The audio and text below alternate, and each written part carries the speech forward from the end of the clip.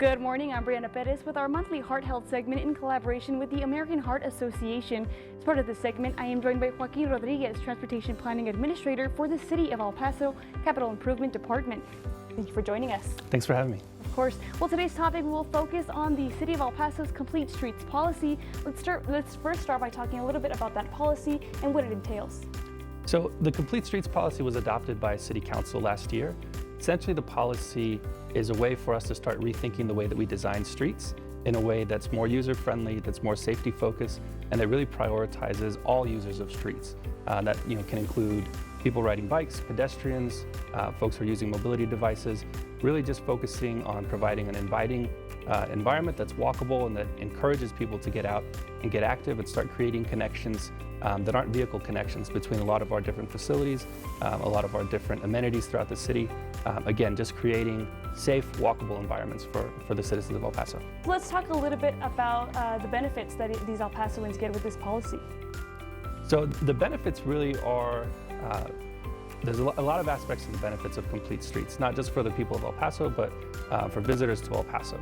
Complete Streets can offer an opportunity for folks to live more active lifestyles through cycling, through walking.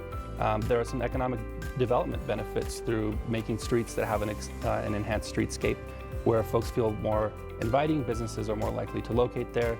And then there are, of course, some very real safety aspects to complete street design, ensuring that what we refer to as our vulnerable users, so folks who are on bikes, folks who are walking, elderly and minority groups who are historically more impacted by crashes throughout communities all across the U.S., ensuring that those folks have a safe and comfortable experience when they're using our streets. And what does this cost taxpayers? So if the program is rolled out properly, it's really a zero cost to the taxpayers. The money that the city is currently investing in streets will continue to be invested at the same level, but we're just rethinking that design to include other elements that don't necessarily increase cost, but they result in better outcomes for all users rather than just prioritizing on vehicles.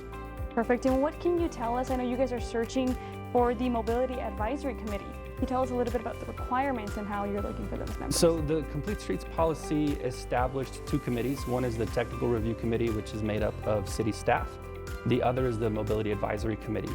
And this one is really focused on getting a broad cross-section of perspectives from the public to really hold us accountable as staff for implementing the Complete Streets policy, but also to provide a different viewpoint on our design standards, on our design practices, on the way that we go through our day-to-day work. Ideally, we'll have folks from all different walks of life. So maybe folks who are designing streets from the private sector, engineers, contractors who are building the streets, but we really want to focus on people who are using the streets. We hope to get some students involved. Some of our younger users are really important to the process. And then folks who are involved on the health side. Again, there are huge health benefits to having walkable streets. So there's a number of folks from the staff side who are focused from our health department and the active living portions of city staff. There's also a number of folks from the Complete Streets Committee who helped us put together the Complete Streets policy. So those folks are going to be vital as well. But right now we're in the application phase, so all members of the public are encouraged to apply. If you're a teacher, encourage your students to apply. We really want to have as broad a cross-section as possible. And last question here is, how does this policy kind of help your heart health? So Complete Streets, again, promoting walkability and creating a safe environment for people to walk has proven to show a lot of health benefits. Ultimately, if you have an environment where people don't feel safe walking, they're a lot less likely to do that. If people don't feel safe biking, they're a lot less likely to bike. So ultimately, having streets that people feel safe and comfortable on will encourage them to use those amenities like our sidewalks, like our bike paths, our walking trails. Having those amenities easily accessible and comfortable for folks is going to create healthier outcomes in their life. The more that they're able to walk and get to those, get to the parks and different rec facilities that we have on offer. Awesome. Thank you so much for joining us today. And thank you for joining us for this Heart Health segment. We'll be right back.